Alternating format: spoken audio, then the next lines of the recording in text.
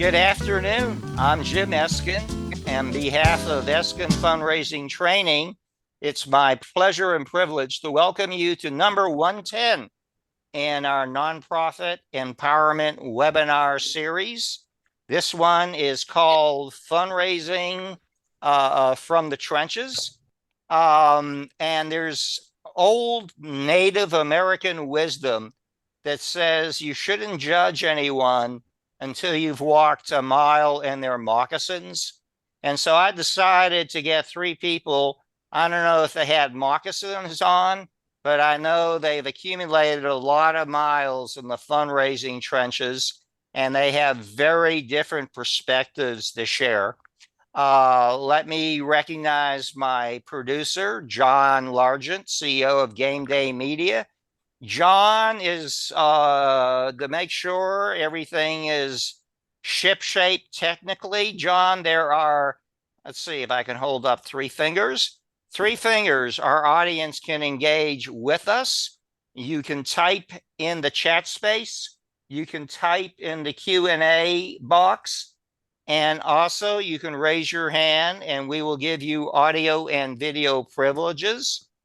And let me just say who is in the audience. We call it our learning community, and we are so proud to count CEOs, executive directors, directors of development, board members, volunteers, donors. We like to say we have the entire nonprofit family. And again, at any time, we have three wonderful fundraising practitioners. But if any time you have questions and comments, again, you can use the Q&A, the chat space, and the raise your hand, and we'll give you audio and video privileges. First, to do a little housekeeping, John, can you bring up our podcast slide? And the name of our podcast series is called Nominate Your Nonprofit North Star. You see the link here, John, if you could scroll down. We're leaving it up to you to nominate a colleague, a neighbor, a friend, somebody that you know that's really making a difference in the nonprofit community. You can see that our nomination form, it's pretty friendly.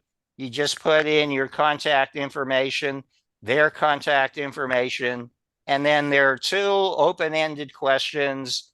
Describe how they're making a difference in the community. We're giving you up to 250 words to fill into that block. And then why would you describe their leadership as inspirational? And the Eskin fundraising staff reviews that and selects people. And then we're trying for at least one podcast a month. We're going to release the next one on Philanthropy Day, November 15th, and saluting our 85-year-old, I got permission to use her age, Dynamo, Barbara Williams, who I don't know anybody who can keep up with. And we have just scheduled the presidents of the Peace Corps Association and the maestro of the Austin Symphony Orchestra. At this time, it's my pleasure to introduce Diane Moe. I'm a big fan of the Assistance League. I've gone to a lot of your award luncheons. We're celebrating our 40th year here in San Antonio. We're a 360 member strong member volunteers whose mission is to serve children living in poverty. We've always prided ourselves in being one of those organizations that only used volunteers. We never had any professional help for the last 40 years. But today we recognize the environment's changing, the nonprofit world is changing, and to handle some of the continuity challenges that we have, that it's time for us to look outside. So we're making a huge pivot in our organizational structure and are looking for our first executive director. Congratulations. And John, can you click on the now hiring icon?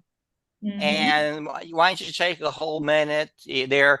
people can access, the job description, and I think they send their applications and letter of introductions to you. Is that right, Diane? They Why don't sure we? do. How about let me give you a whole minute. How would you, if I had a magic wand, what would be the perfect person to give you? Someone who's been in the nonprofit world for at least 5 years, has some fundraising in San Antonio, they also need to be somewhat business oriented. We have assets of over $4 million. Someone who is, let's see, I guess fundraising is a big thing. And the other thing is, this is the very first position for us. And so just being sensitive to what that's like for our community, making that big pivot has been a struggle just for us to say, let alone to actually. By the way, Diane, we won't be subtle, but what's your salary range for this position? It's 90 to 125,000 and plus benefits, which includes PTO, medical, all the usual things. Okay, and then John, if you could show that slide. And again, will you please thank your entire organization? I've watched for several years I love going to your awards luncheon and seeing how you touch lives. So until your entire membership, thank you for the way that you have touched and improved San Antonio, and congratulations on taking this big step. Let's bring our people in from the trenches. We have purposely selected leading practitioners from very different backgrounds, okay?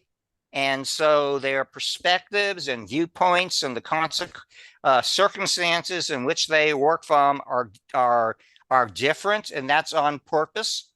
And each of them, however, has been soliciting major gifts. They've been leading teams. They've been designing discovery and cultivation and solicitation and stewardship strategies. I have to make an omission here. I am not unbiased. I'm big fans of each of these three folks. I think they've proven their leadership, their excellence, and especially their commitment to the highest level of ethics in our profession. And I'm very proud to call them colleagues, okay? And if I wanted to read their full CVs, we wouldn't have any time for a program. And so what I'm going to do is just give you their names and their titles and their organization. Nikisha Baker, as president and CEO of SAMMinistries, provides strategic oversight for ministry efforts to provide housing interventions and supportive services for San Antonians facing homelessnesses. By the way, boo on me, Nikisha, when did you become, I know you've worked there since 2015, but when did you become president and CEO? 2020. So right in the midst of the pandemic. Okay. Next is Ann Krause, who has served as president and executive director of the Hemisfair Conservancy for nearly a decade. She co-founded the nonprofit in 2014. She oversees a staff of 5 and 13 board members, all in efforts to raise money, both private and federal, for the purpose of reimagining the 40-acre site that's downtown into a urban parks district in the center of our city. Her lofty vision is nothing less than San Antonio's own version of Central Park. Finally, and we're doing this in alphabetical order, is Karl Miller Lugo, who since 2019 has served as vice president for advancement and alumni engagement at the University of Texas at San Antonio, or UTSA. where he oversees the entire philanthropic enterprise, which includes and not limited to principal and major gifts, development, annual giving, plan giving, donor relations, athletic resources management, and operations and talent management. And if that isn't enough, he leads the university's Office of Alumni Relations, which is responsible for building affinity with the university's 131,000 living alumni. Wow. Okay, before I have about a half a zillion questions for these folks, and I told you we're going to do it in rotating order and alphabetical order. So I'm going to start with Nikisha, then go to Ann, then go to Karl, and then I'm going to change the order. Okay, Nikisha, are you ready to start? I'm ready. Okay, to each of you, could you please take a minute or two to describe your nonprofit and your fundraising operations? Sure. Thank you, Jim, for having us on. I am thrilled to be a part of this panel, a part of this group. SAMMinistries is an interfaith ministry whose mission is to help the homeless and those at risk of becoming homeless attain self-sufficiency by offering with dignity and compassion shelter, housing, and services.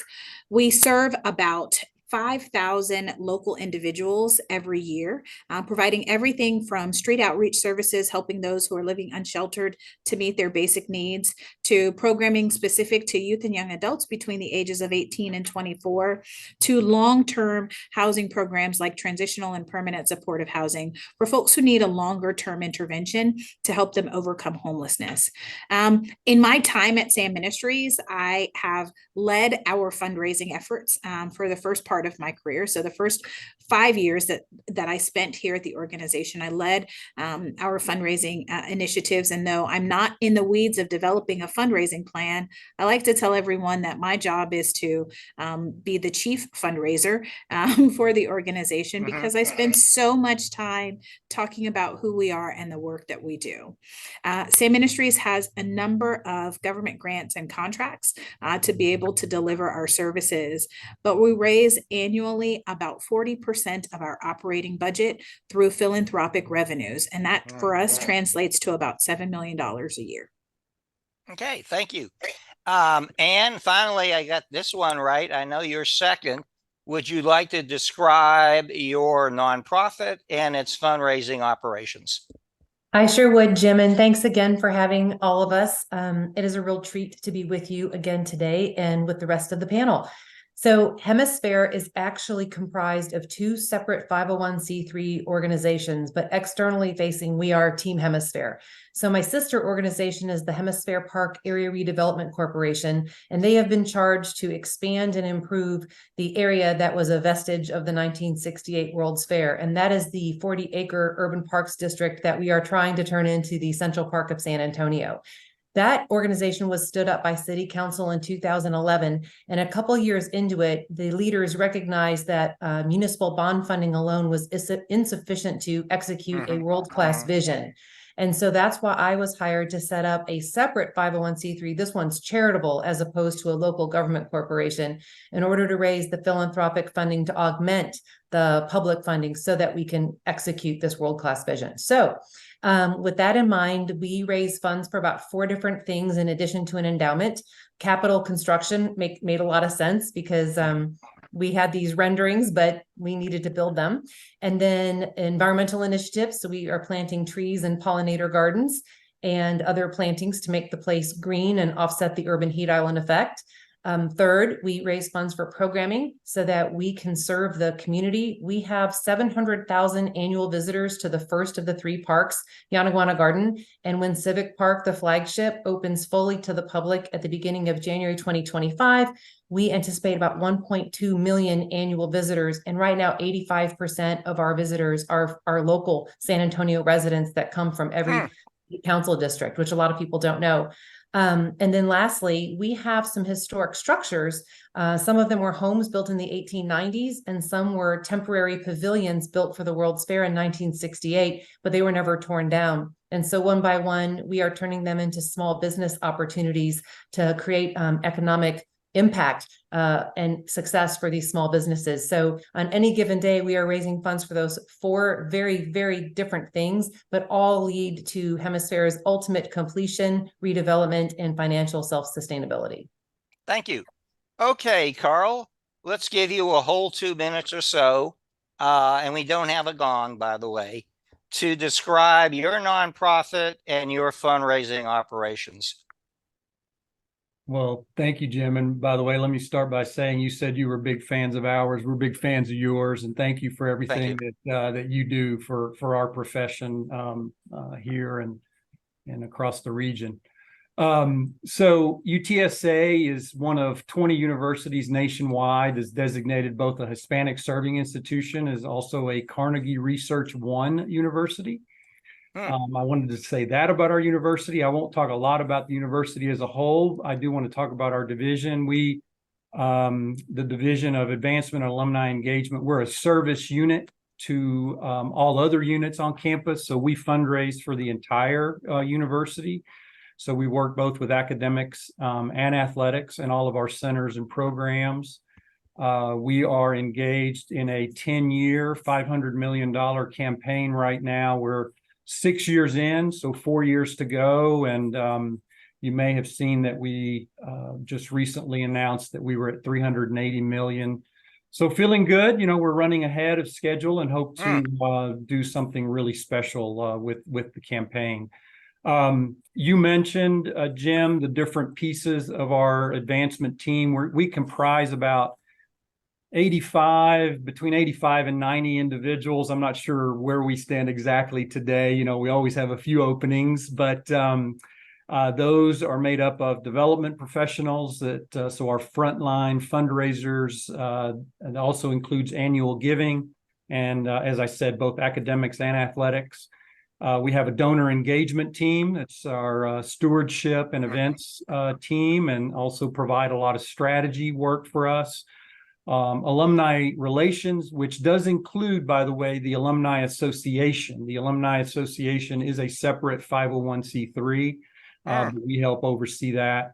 And then operations and strategic initiatives, advancement services, and our corporate and foundation engagement team is also part of our division. And you're first up this time, okay? And U.S. Navy Admiral William McRaven, and by the way, Ann, I hope you don't mind, I'm quoting a Navy guy, Ann's from the Air Force. In his commencement address to the University of Texas in Austin in 2014, I love this quote: "If you want to change the world, start by making your bed. If you want to change the world, start by making your bed." It reminds me of advice we got from our mothers.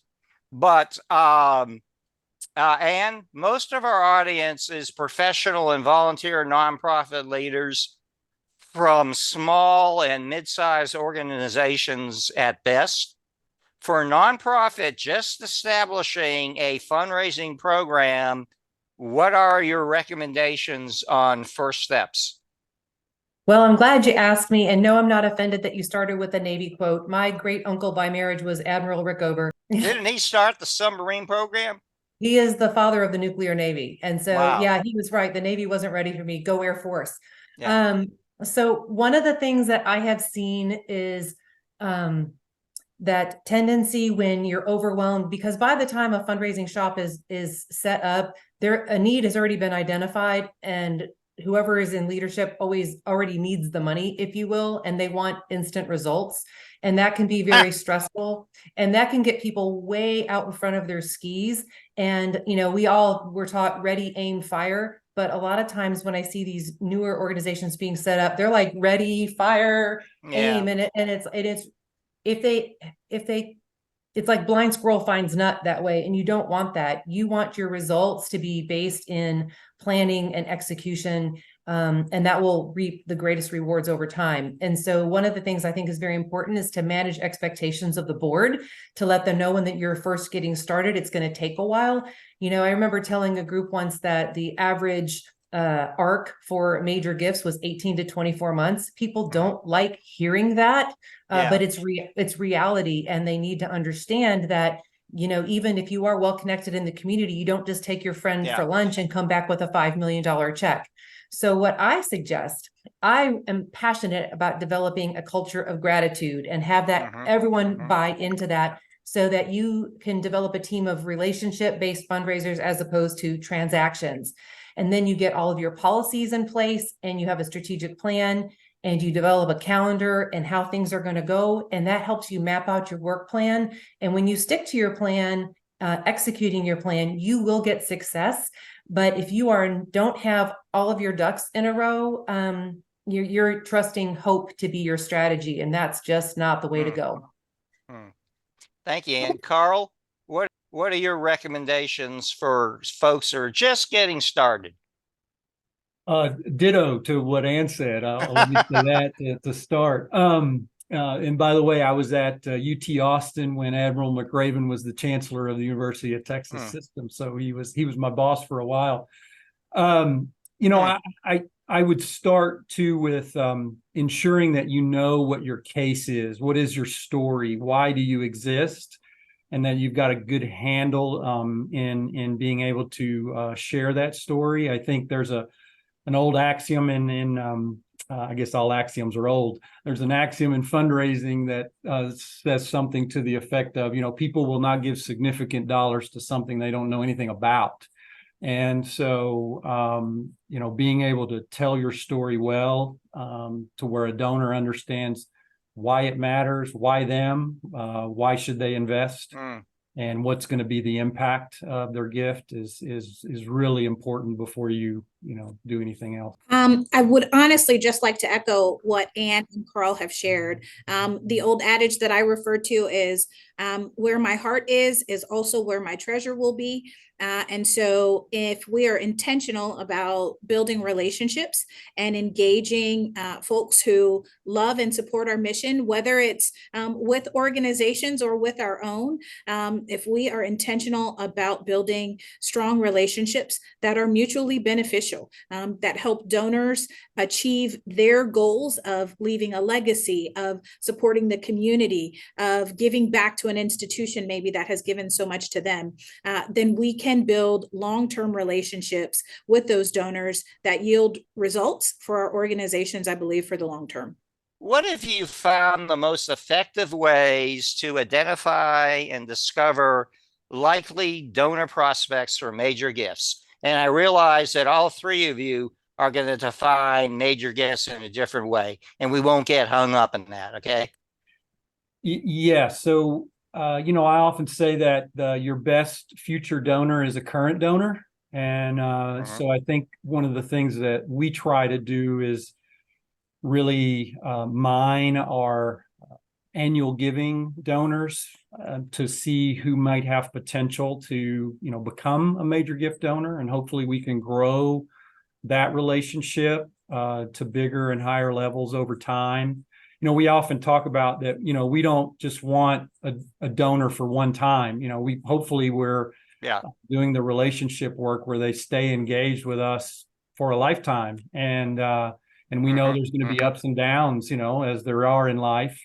But hopefully we're doing good work to always inspire them to want to stay with us and continue to grow their giving over their lifetime. I would just build on what Karl shared in that one of the things that SAMMinistries has been able to be successful at in identifying major gift prospects is looking at monthly donors, right? Folks who may give our organization $25 or $50 a month, and may have been doing that for a long time, as folks who have potential capacity, right? Are giving you an indication that they might like greater interest. And so that's one of the main ways that we identify new potential major gift prospects. I like all the suggestions that were given thus far. And so to add value to the conversation, I'll take it back a step further for, let's say, a new shop that doesn't have an existing donor base from which to generate. And so, which, by the way, in 2014, that's where you were, right? Oh, yes. And so what I recommend is, researching other like organizations and looking at their donor lists and start to see where the patterns are, dig into GuideStar, look at 990s. And then what I like to do also is once you start bringing being that matchmaker between your mission and the good that people want to do in the world, they don't like to do it alone. They want other friends in the swimming pool with them. And so what I like to do is in my early days, I said, who else should I be talking to? And then if they were willing to, make recommendations to me, I would also ask if they were willing to make the introduction. And, I remember ringing the cowbell the first time we got a gift from someone I didn't know. That was so exciting because it's your immediate sphere of influence first. And then by the way, bartenders do that too. It's exciting when it gets multiple electron shells out from you. And so that's my recommendation to a brand new shop. Nikisha, once you've identified your prospects for major gifts, what are your recommendations on cultivation to forge a personal and emotional link between prospect and your mission? For me, it really boils down to getting to know the individual on the other end of that major gift solicitation. And so that means coffee, that means tea, that means lunch, that means a visit to your program or site to learn what their interests are on the ground in your organization. That means why SAMMinistries? If they're a current donor, why are you already giving to our organization? What is it that we're doing right? And listening for all of those cues, and then going back to the office and writing a whole bunch of notes around creating a formal engagement plan. There are folks in town that we as an organization have relationships with that we know they don't want the plaque. Instead, they prefer the picture with the child when they served at our organization, or they don't want the name on the wall. They would prefer to have some artwork that maybe was created by one of our clients in our programs. And so listening to what our donors want and how they want to engage. So ask the question and actively listen. What works really well for us is to invite them to see the project with their own eyes. Seeing the Central Park of San Antonio come to life is really compelling, much more so than a PowerPoint or a printed rendering will do. And so what we like to do is invite people for hard hat tours, but then afterward, schedule time over happy hour or whatever, and we don't talk about the project anymore. Our job is to listen. Because there's a lot of chatting and, giving an overview and whatnot, but then you really have to switch gears. And it's really, really time to listen which part of the tour resonated with them most, because you need to know, timing, amount, and specificity on that, and just develop relationship. I love asking for people for a no pitch tour, and it's just to show them what we're up to and kind of see where it goes from there. And if nothing else, depart as friends. I like so much of what Ann and Nikisha shared. Let me jump off something Nikisha said, and that's creating a donor engagement plan. I think you want to be real intentional, with these conversations and these strategies. What's the old saying too? Hope is not a strategy. So just having the coffee right, Nikisha, just over and over again, and hoping that something happens is not the way to go. It's that I'm taking concrete steps to take them, moves management, that I'm moving them along the continuum, hopefully toward a solicitation. But I like everything that they said. How do you know when a prospect is ready to be asked for a major gift? We say, listen your way to a gift. That's another thing that I love Nikisha and Ann both said, is it's really our job is to listen. And I think if you've done the cultivation well, you'll know when it's time. They'll know when it's time. More importantly, we also talk a lot about how we don't ever want a solicitation to be a surprise. It ought to be something that they see that's just part of the next step. And I remember so many times in my career where I never really had to make an ask. It's just like, they said, well, what can we do to help? And then that's where we jumped off into a conversation about an investment, in the program, in the in the college and the university. So I think it's that. How much do you determine to ask? Again, I think it depends on, nowadays we can do a lot of research to get us at least in some ballpark. But again, it's talking to them. There's ways that we can test different amounts and get reactions from them, during the cultivation conversations. And then also talking about the impact that they want to make. And obviously, depending on the size of the gift, the greater the impact. And so we talk about that and give them examples of what different size gifts might make possible. I don't know if this has been the case for Ann or Karl, but sometimes you don't know. Sometimes you have listened and you have heard and you have understood what your prospective donor has said they are interested in, and maybe it is the time for your organization that you need to ask, or that there is a critical piece in your campaign or in your annual gift solicitations that you need to ask for a leadership donor, for some other measure. And so sometimes I would say, I don't know that it's always laid out, is written in the clouds for us to see it, and that we have to gauge that. But you can never get to yes if you are not prepared to hear the no. We've heard some good things already. So what I'll do is I'll give you a recent example of, we've done all the research, all the comps, stewarded previous gifts before. But it was a conversation. And that's what often happens with us, is a donor who typically gave 5,000 to 10,000 a year called me when I was on vacation, and I'm like, well, I better take this call. And she's like, I'm thinking about 500,000. And you know what? I would have never predicted that in a million years. There was no pattern in the giving and whatnot. And so unless I'm a high touch stewardship person, and I feel like the deeper the relationship, the more consistent the conversation, the more likely we are to have conversations like that with our donors. And so I was surprised, but at the same time, I know that all the work that we put into cultivating that donor put us in that very position. Some groups like to ask for permission to ask before they do a major ask. What are your thoughts on that?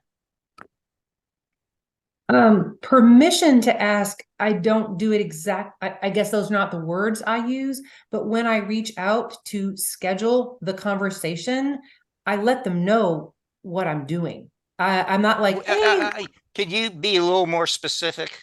Yes. For example, I'm not going to reach out to a major donor or a prospect and say, hey, I just want to catch up over lunch.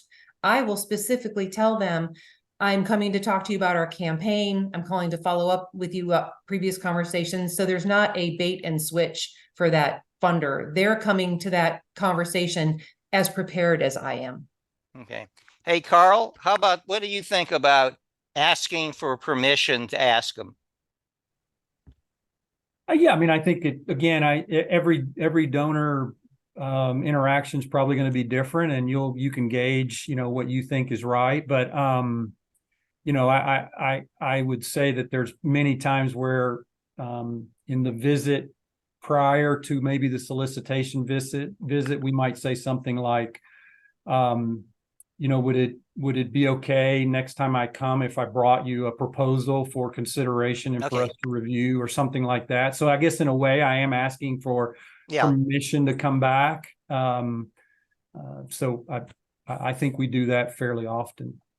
And Nikisha, what do you think of asking for permission to ask? So I think it's a combination of what Ann and Karl have indicated. The way I was trained as a fundraiser is that you ask for permission to bring back a proposal at the time that you think is most appropriate. And sometimes you ask to bring back a proposal, and sometimes it is a candid conversation all the way through with your donor, and you just say, I'd like to meet with you tomorrow to talk about a gift to so-and-so. And that's the same thing. It's asking for permission to ask. It's just not specifically saying, may I bring a proposal to you? Okay. And I promise I want to get to the audience. I want to get to one more. I think it's a question that I get asked as much as anything. And we'll start with Nikisha. How much do you know how much to ask for? That's an interesting question. It's difficult to say for certain, but I think there are a lot of tools in the marketplace that we use to screen donors. We look at gifts that they have made, gifts to other organizations that they may have made.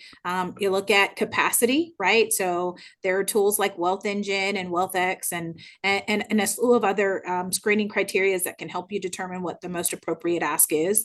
But I think, as Anne indicated in her previous story, donors will oftentimes tell you where they're falling, whether they're falling in a 5-figure gift range, whether they're falling in a 6-figure gift range, whether they're falling in Karl's world, a 7-figure gift range, right?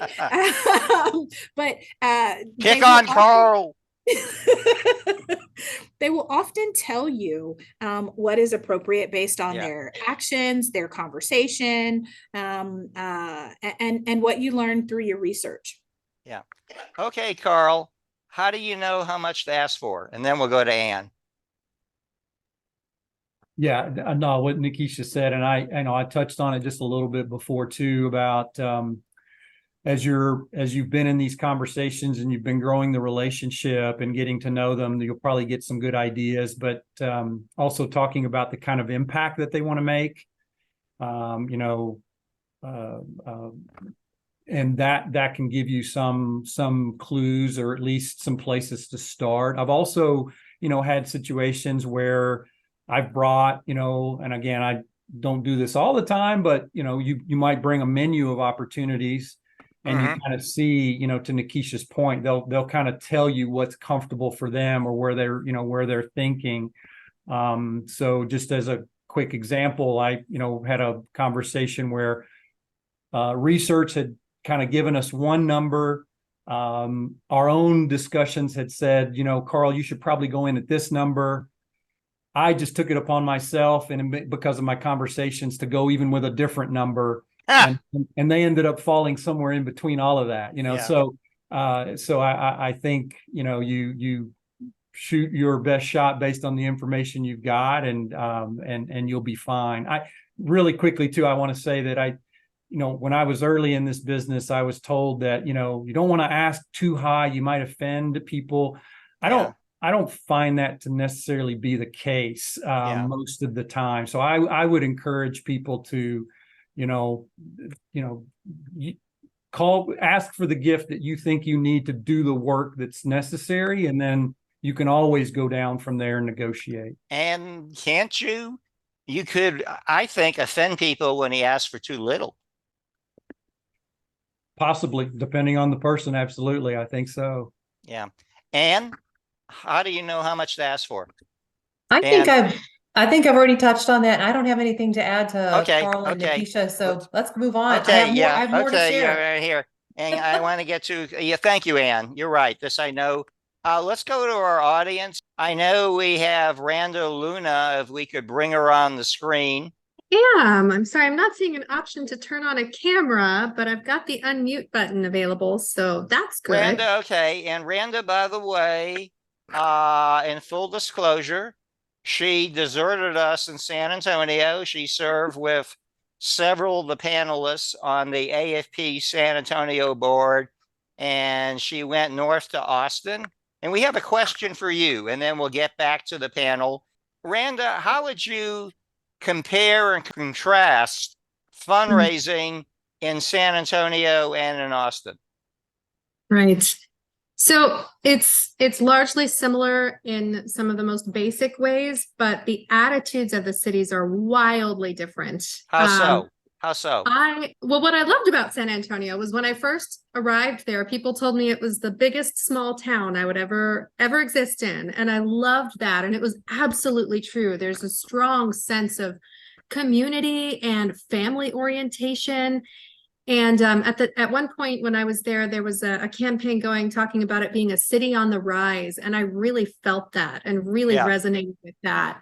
However, I will say that after being in Austin, it feels now, it didn't then, but it does now, like there may have been a smaller pool those major philanthropists that were high on the list for the organizations I was working with at the time, of those prospects. And in Austin, Austin is definitely a successful city as far as business. And it feels more like a bustling metropolis kind of area with a focus on business networking and new businesses and tech especially.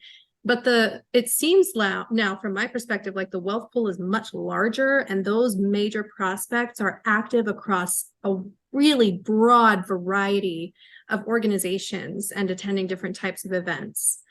So it's just an interesting observation, and it's, fundraising is never easy, but it's a really interesting difference, and it's been a great experience to get to work in both places. Thank you for asking. That was kind of a pleasure. Thank you, Randa.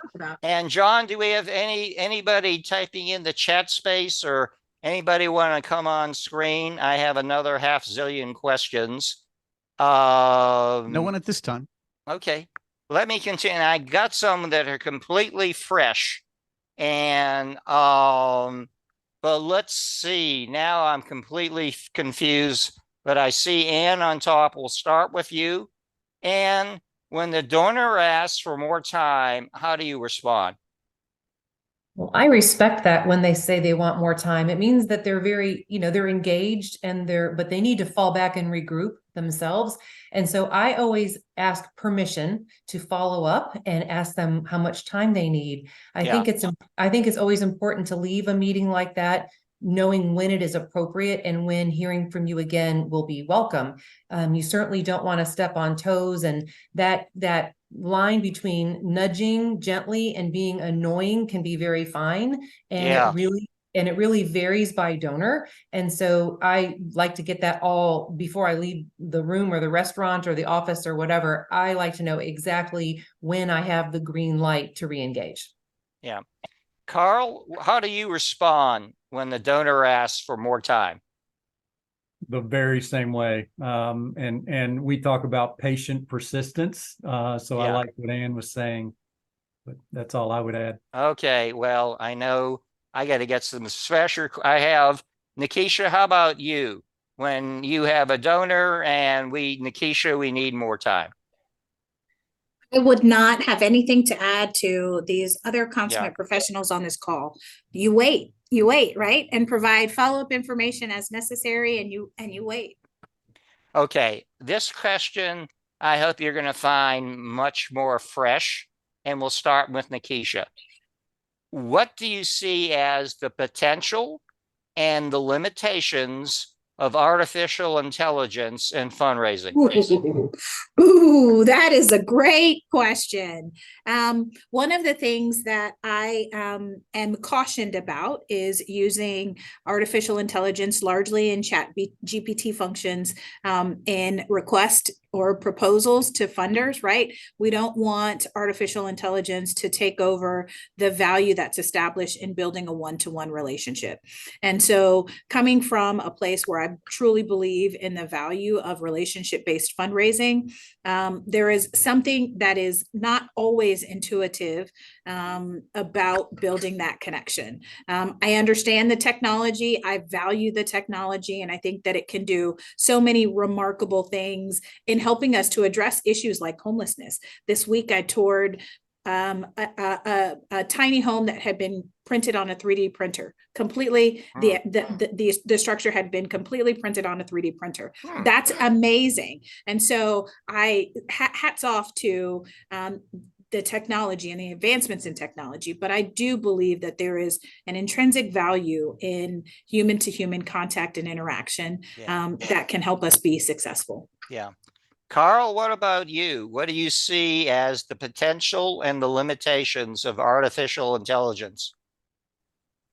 Jim, we're definitely watching it very closely. And the last couple of conferences that I went to, it was the talk of the conference at both of them. We're concerned. I'll talk about some of the concerns. We're concerned about, certainly we don't want to put any donor data into something that is just open to anybody and everybody.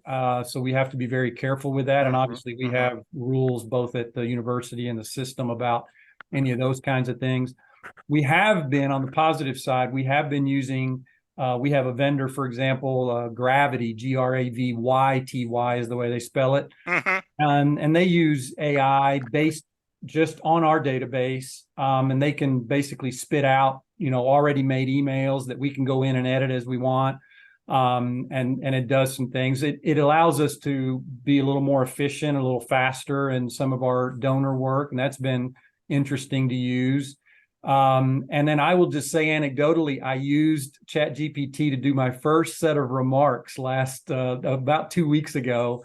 And it did a wonderful job. I think maybe I changed 3 or 4 words and it let me get that done, which was something I kept putting off and putting off. So I think with some of those things, like just writing some things, it can be very useful right now, but we'll continue to monitor it. I've been away since 2018, but I'm going to let Ann talk again about the application, the potential and the limitations of artificial intelligence. I appreciate Karl's remarks about privacy. We are not using ChatGPT or anything like that to use specific donor information, but one of my superpowers is that I'm a really, really good editor. But if you give me a blank screen, I will sit there and I will wordsmith and critique for 2 hours to get 2 paragraphs done. And I just find that it makes a lot of my teammates as well as myself much more efficient when it comes just to generating like a script for a handwritten thank you note that we're doing in bulk, etc. But I think it's 90% that it can get you 90% there for tasks like that. And then you spend your 10% of brain power personalizing. And that's something only you can do, I think, at that level as a human. Yeah. I'm just going to say I left as a practitioner in 2018 and I'm old fashioned and I enjoy writing and, whatever was the exciting leadership gift of the day, I got to tell you, I took it very personally to craft that thank you letter or handwritten note. So I've been away for 5 years, so I'm taking it very enlightening to hear from you all on this. Okay, I'm trying to be sensitive, and I know it's impossible to be third in line when I ask some of these questions. So I really appreciate you all playing along. Okay, but Ann, you're first. And this is digging into the mechanics. What to you is an ideal venue to make a major ask? I'm a big fan of wherever the donor is most comfortable, and it really does vary. I'll be honest, I'm not a big fan of restaurants just because there's the interruption of the service of the meal. But sometimes that's what if the donor wants to go to Club Giroux or the Argyle, you meet them wherever they are. But, if you've had if your series of meetings has typically been in their office or has typically been a place, you can start to get a sense for where they're comfortable. That's what I usually offer. And then I see what they say. And there's also a corollary to this is that sometimes you are dealing with a donor and you usually deal with them one-on-one, but sometimes when it gets to be a major gift solicitation, they want their +1 in the room. And that is something you also get a feel for with regard to their comfort. Some donors like that couple approach, and sometimes you just keep it one-on-one, and it's all based on the signs you get from them when you make a suggestion of where and how we meet. Okay. Karl, what's your thinking on the perfect venue to ask for a leadership major gift? Jim, I have nothing to add. Ann answered it exactly as I was going to. Where they're most comfortable is my go-to first choice. And Nikisha? I would agree. I'll let you guys in on a little secret. I have a single-sided deafness, so restaurants are my least favorite place for a solicitation because I have difficulty hearing. So that's my 2 cents. I'm going to add something there. By the way, we share that. I know I'm really against restaurants for a lot of reasons. And to me, an absolute requirement is privacy, because you're going to get into some say I asked Nikisha for $100,000 and her last gift was say $5,000. You're going to get into some confidential conversation She might talk about family pressures, company pressures. To me, privacy was a huge issue. We're just about at the close. You all have done a wonderful job. And for those of you who had to go third, which was probably a third of the time, keep that in mind when you run for president of the United States, which I think there's a debate tonight. You know, it's tough going last. But I'll tell you what, do I have permission? Talk about permission. Do I have permission to show each of yours contact information if you motivated folks to ask about gifts of time, talents, and treasure? And John, if we could put it up in alphabetical order, and this is how you reach Nikisha, and she's available. Most, chief development officers are pretty close to 724. I'm sorry, I used to be there. And let us go to Anne. And she is available. I'll tell you what, Anne, we're going to give you Groundhog Day off. How's that? Okay, that works. And then finally, let's go to Karl. Okay, here's what we plan to do. In a couple of minutes, we're going to post a very brief, it's 1,300 character spaces is the limit for LinkedIn, a LinkedIn post of the summary of some of the main points we did today. And then John Largent's going to help me. I say he does this magic spin drive overnight. And then John, somewhere, John respects, I was taking a swim during the summer. Now I'm on the treadmill. But John, you're around, say 9 to 10 a.m. He is going to make the recording available. And we will send that recording to everyone who registered. And we will also post the recording on LinkedIn and Facebook. And by the way, more people will watch the recording than is watching us live. And we encourage the panel. Thank you again to my friends and colleagues, to Nikisha, to Anne, and Karl. As I said, you all do such a great job in representing the advancement and fundraising profession, and you can make us feel proud. So thank you for the leadership you provide the nonprofit sector. We're going to continue. If any of you know Brian Saber, he has written a new book called Fundraising for Introverts. He proclaims to be an introvert, and that is usually counterintuitive. Everybody thinks that, we are these silver-tongued devils, whatever. But he's an introvert, and he's written, I think it's his fourth book, The Advantages of Being an Introvert, or Advantages of Having an Introvert on Your Team. And we're taking a little break for the holidays. That will be on November 29th. And then I'm excited after that, we're going to have our first televised program. The city of San Antonio has a station, TV San Antonio, and we'll be doing a televised broadcast. And then on a Monday, and it will be put on Zoom on December 6th. And so I'm getting my makeup ready for that. But I want to thank our learning community and all our nonprofit volunteers and professionals, everything you do every day to improve the quality of life in our community. And we'll say good night and be well. Thank you.